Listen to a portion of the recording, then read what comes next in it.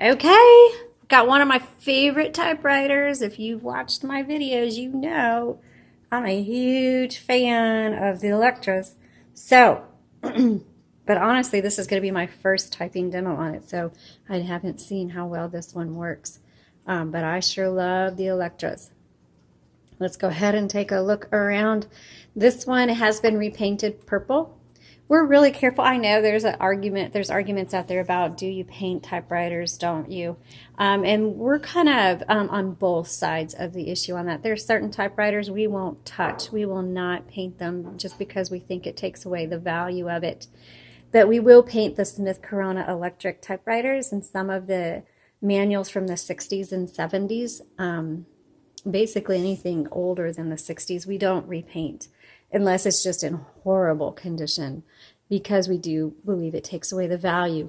But some of these newer ones from the 60s and 70s, they are so fun to put new colors on and just bring a smile to your day. So I know that's a lot of extra information. Let's go ahead and get to this already long video.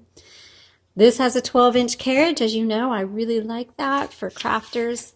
You can put your paper in landscape or portrait. Margins, again, press and drag. All right, this is a paper holder. Just keeps your paper from flopping over, your choice, up or down. The tabs on either side of the carriage, just pull them in, and that moves your carriage. It releases your carriage.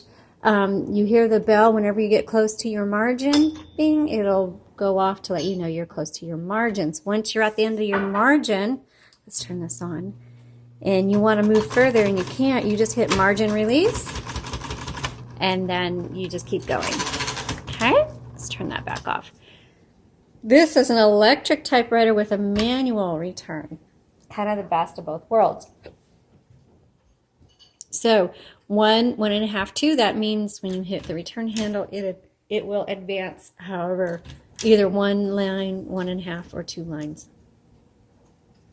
I'm going to move the carriage over to the left and then pull the top open. If you don't move the carriage to the left, this handle's going to scrape the beautiful paint on this, and so you don't want to do that. Inside you'll see a standard universal ribbon spool. It's a 2-inch spool. We carry those on our website. This is a black-red combo. Black always goes on top, red goes on bottom. Make sure you thread them through all of the guide wires. A lot of the mistakes or the issues with typewriters have to do with your ribbon. Always check your ribbon. And in fact, we just got, I would say 80% of the people that contact us for issues with typewriters has to do with the ribbon. Either it needs to be reversed or it's improperly installed. Okay, so when it says reversed, you'll use it all the way till it gets to the end of the spool. Sometimes the typewriters will auto reverse, sometimes they just lock up, or your font gets really faint. A lot of times the typewriters, especially these electrics, just kind of lock up and everybody freaks out. What you need to do is hit the ribbon reversal, and then it'll start working just fine again. This is your backspace button. Again, your margin release. This is your color selector between black and red, and this is your power button. Down here you have a half space, a regular space, and a power space, and we'll go look through that when I turn the power on, which we'll do right now, and start our typing demo. Okay, so I'm going to bring this all the way back to the beginning, load the paper, and let's start typing.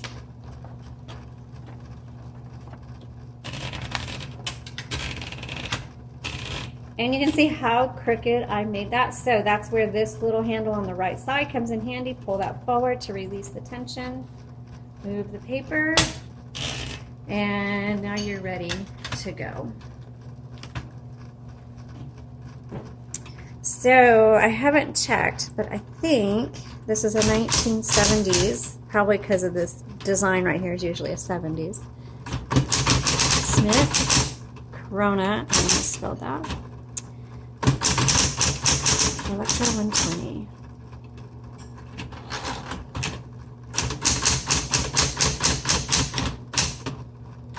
Oops.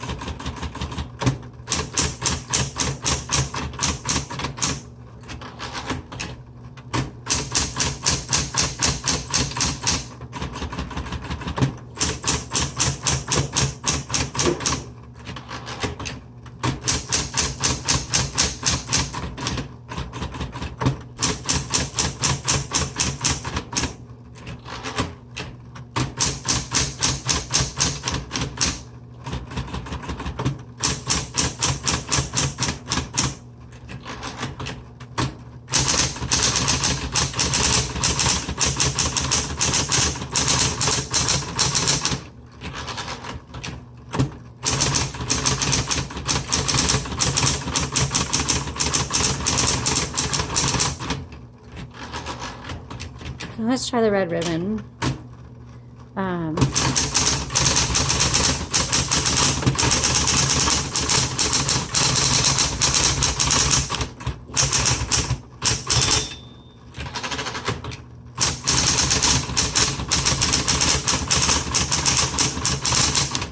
Okay, there's a couple of things that I want to test out here. Okay, so the semicolon.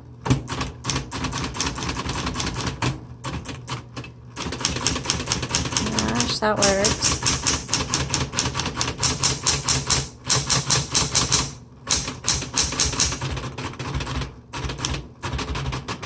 Okay, so I do have two keys on here that do not work. So that would be the semicolon